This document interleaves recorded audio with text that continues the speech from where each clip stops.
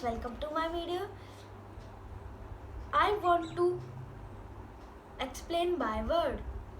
Birds are beautiful creatures. They are various in at color and size. Some birds can fly and some cannot. They live in almost very habitat of the earth. They can be seen in the sky, on the trees, swimming in the water. All birds have a beak, a pair of wings, and a tail. The body is covered with different types and colors of features. Bird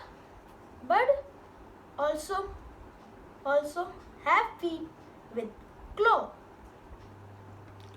Most birds have two tiny holes nourished on this back which help them to breathe.